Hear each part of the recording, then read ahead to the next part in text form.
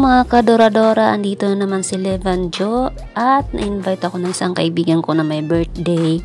Kaya andito ako ngayon sa Deep Water Bay Beach. So samahan niyo akong ikutin to na beach resort. Tara guys.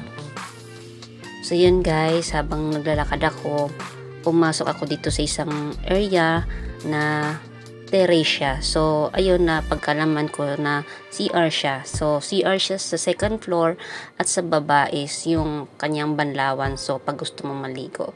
So, ayan. Andito na ako sa terrace. Ayan. Hello! Vlog kasi to. Sorry. Okay lang. Ayun guys, nagulat lang ako na may nag-hi dito habang nagbi-video ako. Sabi ko nga sa kanya is nagpa-vlog po ako. So, yun. Nagulat lang ako. So, ganun talaga siguro dahil friendly ang mga Pilipino. So, yun guys. Ang daming tao.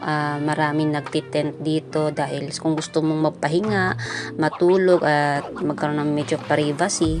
So, yun. Maganda magdala ka ng tent.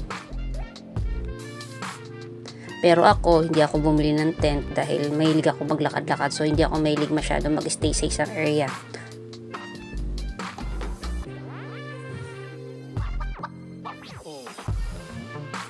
Actually guys, dito sa beach na to, matatanaw mo yung tapat, yung Ocean Park, pati yung cable, yung sinasakyan papuntang Ocean Park. So yun, malapit lang din naman ang Ocean Park dito. So yun guys, may nakita ako dito na isang grupo na naka-Hawaiian costume sila dahil sumasayaw sila. So siguro meron silang laban-laban or activities na ginagawa. So, hindi lang naman sila, marami din dito iba.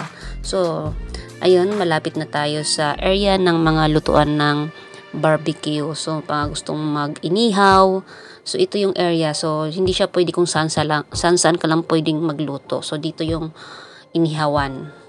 So, tara at tingnan natin. Pag napadaan ka dito guys, pag makita mo yung mga niluluto nila, matatakam ka talaga. So yun, meron naman dito gripo at hugasan kung gustong maghugas. Pero ang kinaganda lang dito, yung lutuan nila ng inihaw guys, merong upuan. So habang nagluluto ka is, pwede ka ring umupo.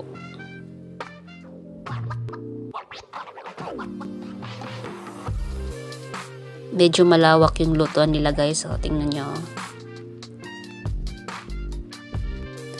Sobrang daming nagluluto dito.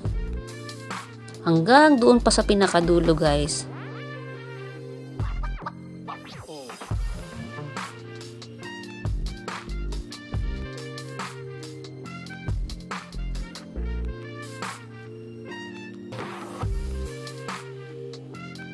Kung doon sa atin madalas kahit saan ka lang pwede sa mismong tent mo or paliguan mo, pwede kang magluto ng inihaw mo. Dito hindi pwede kung saan-saan. May area lang talaga yung kanilang lutuan ng barbecue or inihaw.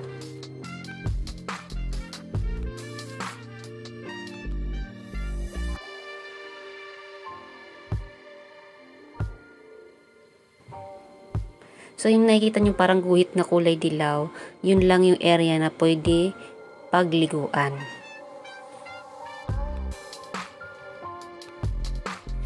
So yan guys, andito na tayo sa kanto kung saan pwede tayong bumalik doon sa aking pwesto. At pwede rin tayo kumaliwa kung gusto nating lumayo pa at makita yung paikot. So hindi ko alam kung ano yung dulo, pero dito ako pumunta doon sa kaliwa. Dito ako sa kanan para makabalik na sa aking pwesto at mahirap na magpakalayo pa masyado. So ito yung sinasabi ko sa inyo, pwede kang kumaliwa, ayan doon, kung gusto mong lumayo pa. At pwede ka rin kumanan kung gusto mong bumalik doon sa Deep Water Bay Beach. So na-amaze lang ako dyan sa bato na yan guys. Magandang mag-selfie dyan, pero hindi ako pumunta dyan dahil baka mamaya madapa ako at mahulog pa ako dyan sa tubig. May 3 babae nagbabalak pumunta dyan sa malaking bato. Siguro magpo-photoshoot kasi maganda nga naman talaga magpa-photoshoot dyan, lalo pag naka-outfit ka. Ayun, pabalik na tayo at dito tayo sa baba na area. Kung kanina naglalakad ako dun sa may taas, sa may gilid ng kalsada, ngayon naman dito tayo sa may baba para pabalik doon sa Deepwater Bay Beach.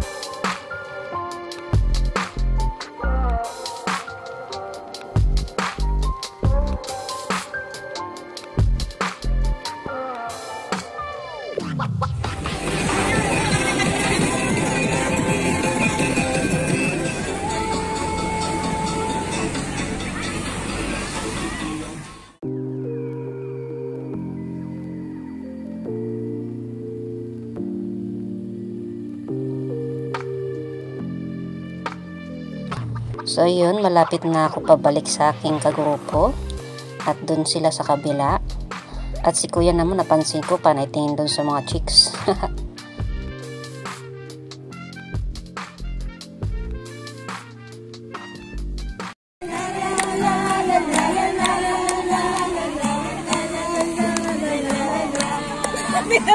Ikaw ay masaya, tumawa ka. Ha! Ha!